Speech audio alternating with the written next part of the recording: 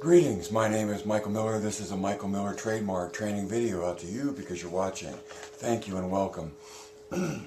It's meant for Michael Miller Pilates, licensed affiliates, licensed presenters, the Core to Core, my patrons, and anyone interested in surviving and thriving as a Pilates instructor or a student.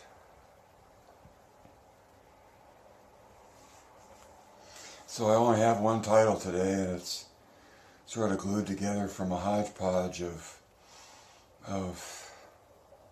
thoughts that seem to be somehow connected and rotating around each other. And so the title is, How Much Have You Spent on Pilates? How much have you spent on Pilates? Now, I guess I did have notes there. Now, for the life of me, I don't know where they went. Oh, there they are. How much? So in a way, it's like, well, okay, how much have you spent doing Pilates?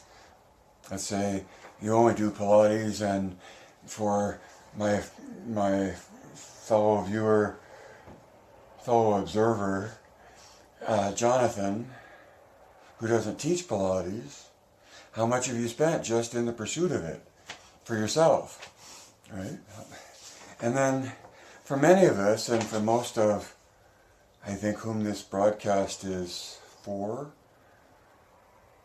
are trying to survive as an instructor, a teacher of Pilates.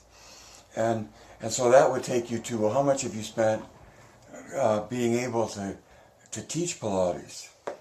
Did you go to a school, and where did you learn from, and how much did you spend on whatever you spent to learn Pilates? What did that add up to? And I'm not just talking about the cost of the actual course or whatever, but the transportation and lodging, the lost wages or the lost time. So, if you were to put dollars on that, how much to become a teacher, right? And then if you were to put dollars on things, especially in the only human nature structure of not quite getting a complete seal of approval, but the insistence on continuing education, in order to justify an annual renewal of your certification.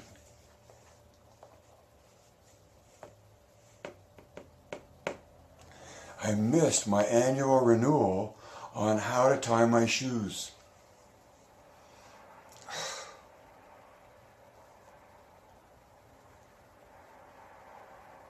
So now I can only do it for myself, and I can't really show it to anybody else. I'm being silly, of course. So, let's say you have a number. An ever-growing number in a way, but let's say you have a number of how much you spent so far. And my question to you then is, at what point did you learn theory? At what point did you learn theory? At what point in your learning, did you get explained to you the explanation of Pilates for what it is in and of itself, rather than a passage of knowledge, word of mouth, that has no explanation? So, how much have you spent? At what point in that spending process did you learn about theory? And to most of you listening, this is it in terms of when you've encountered theory is here, yours truly, because until yours truly came out with a point of view outside of folklore, it didn't exist.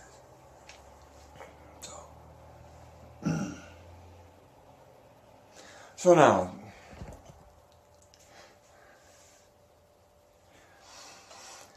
I have a viewer talking about having gone to a big box studio where you go and you learn all of the words in the dictionary, you learn all the exercises, and then you learn how to do them, and then you learn how to teach them, and that's the big box studio that gives you a full certification.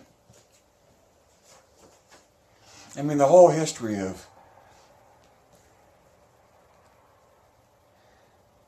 how big box studios came into being is fascinating and educating to you to have a sense of where you're coming from and where you choose your authority from. Legitimacy, why, what makes you think you know what you know, all of that. So here's my question to you. If your daughter or son became keen on becoming a Pilates instructor, so the first part of the question is, how would you recommend they do that?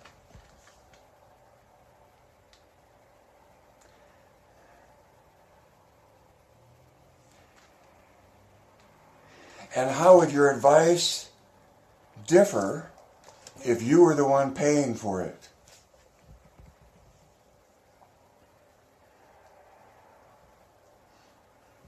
Because another nugget of interaction lately has been in regards to the person looking for fast, cheap reformer.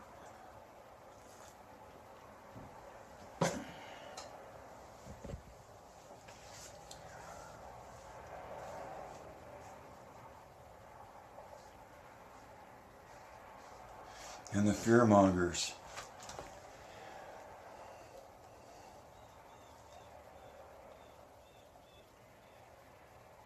One of the easiest ways for someone to intimidate you is to get is when they get sanctimonious about this coming from this point of view, that you could hurt someone.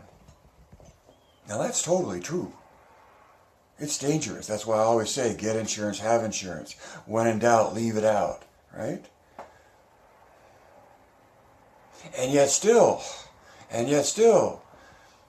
you not only have, insurance for your teaching, but you have health insurance because you might get hurt. They might get hurt. And neither one of you might see it coming. And it might happen to you both at the same time. They might not get hurt at all as a student, and you might end up in the hospital.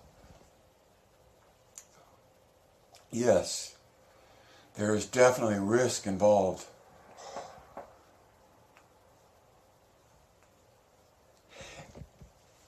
And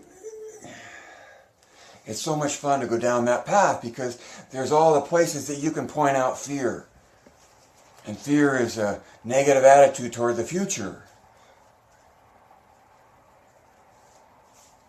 But fear is also a way, inciting fear is a way of claiming superiority. You could hurt somebody. Yes, that's true.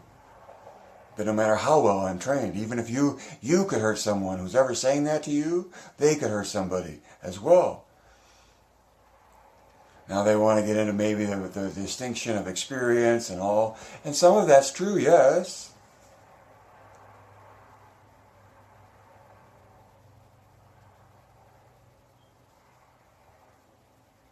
But you can just as careful as a beginner as you are an advanced student of Pilates.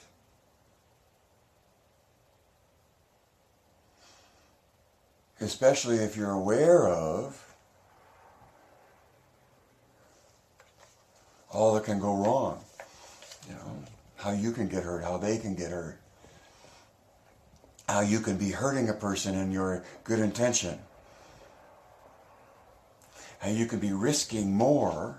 Now, I'm all into the fear thing now. How you can be putting more at risk than you even realize.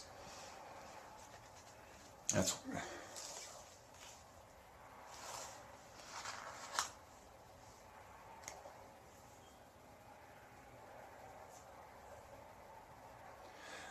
So, when it comes to a big box studio training, and the time and the money that's involved in that, where you don't get any theory, is that just supposed to be expected? I mean, to me, the viewer seemed that was normal. That you just go and learn words in the dictionary, and when you know enough words,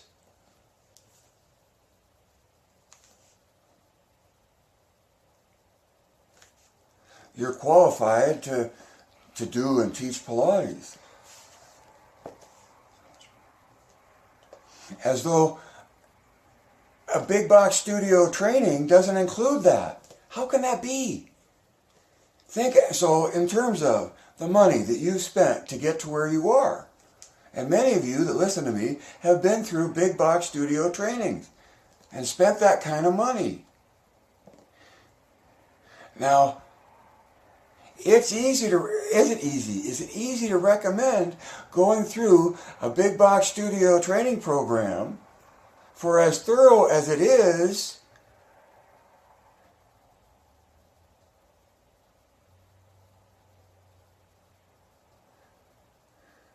without any exposure to theory?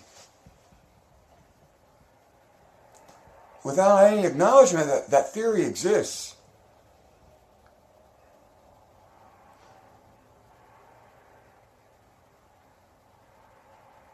That's why my comment to this viewer, this person asking for help about cheap, quick reformer training. Don't we all want cheap and quick? Can we get cheap and quick? Can we get value cheap and quick? Yeah, I can walk into a jewelry store and buy a Rolex. Mm-hmm. Can we get cheap and quick and learn how to dance? Well, if I were learning from, pick a dancer, famous,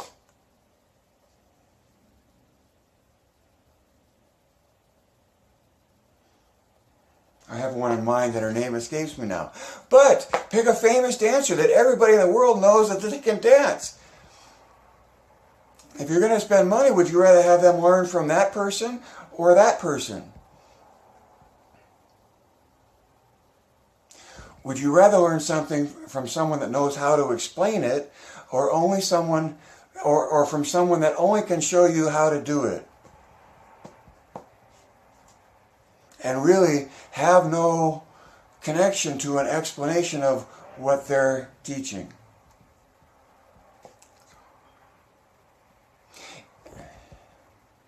If someone said, what's the cheapest and the fastest way to learn acting instead of a reformer? If it were acting, I'd send them to Meryl Streep. Right?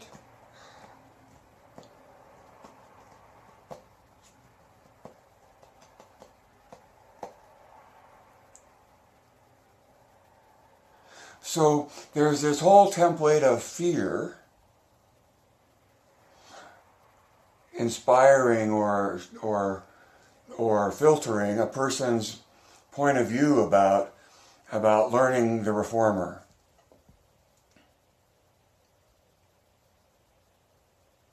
And why? And see,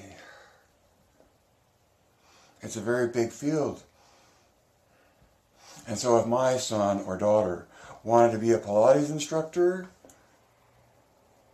well, I don't have any children, but if they came to me and wanted, then I would teach them the theory that's going to apply to whatever else they learn out there in the world, from individuals or from big box studios. Because almost none of the Pilates culture out there entertains, acknowledges, or is aware that theory even exists. And furthermore, aren't interested and don't care and don't want to even go there. Because it undermines stature and prestige and income streams within the realm of folklore.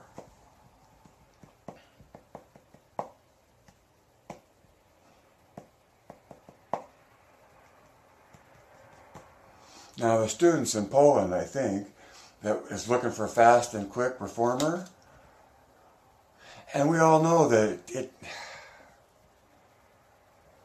that the reformer is just a piece of apparatus used in pursuit of the method, in pursuit of doing Pilates.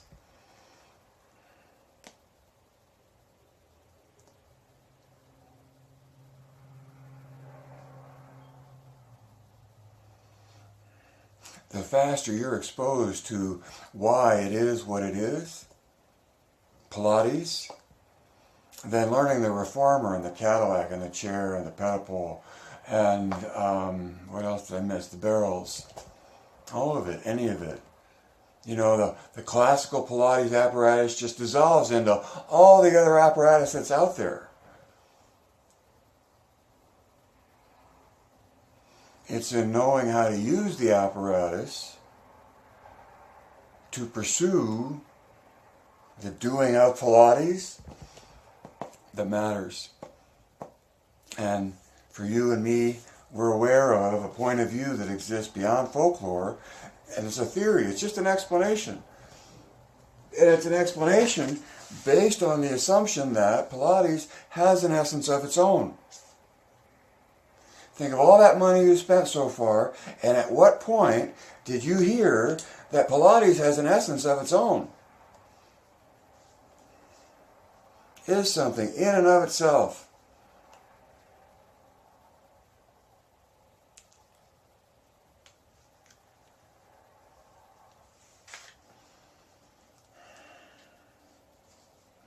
And so my closing comment is, don't settle for folklore. You may need theory to survive. This broadcast is me broadcasting a point of view of Pilates that's ideal in its point of view. It's ideal because it's based in a theory that Pilates has an essence of its own, and the theory, the evidence in the theory is based on is right out of Joe's book.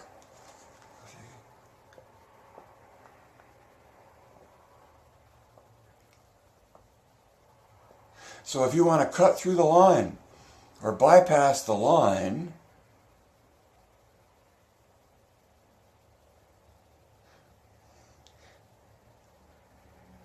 that is an inherent part of human nature and any culture and any subject.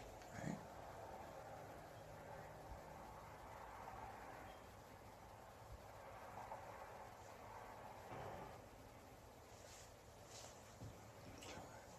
It's about surviving.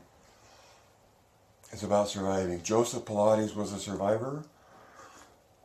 His method is survival training. And there is an experience one pursues in the performance of the movement. It's the experience and the structure of the movement.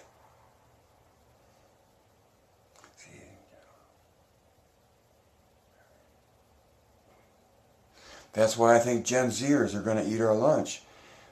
Because just out of the natural progression of things, those big box studios exist for a reason, because they either don't know, don't care, or don't want to share a theoretical point of view of Pilates and are totally evolved out of and part of a body of knowledge that is word of mouth from generation to generation, and that's part of the culture. We're part of it, I'm part of it, you're part of it. But there's something about humanity and humans and their prefrontal cortex and thinking that in seeking to survive seeks to understand. And in the seeking to understand comes up with theories of explanation.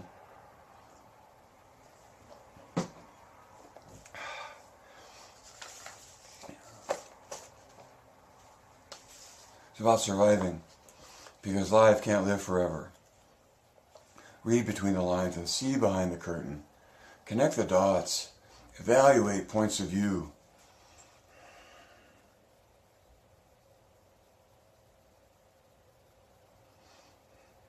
I wouldn't be so presumptuous that a year-long exposure to a lot of content will do the same thing for you as Joe's original words and an explanation of them.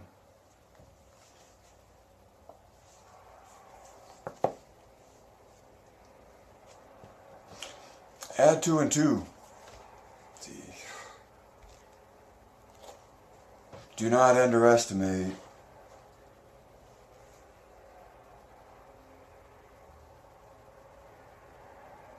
the quality and the superiority of the knowledge that you have in helping you survive as a student of Pilates. Direct your thinking. Geist.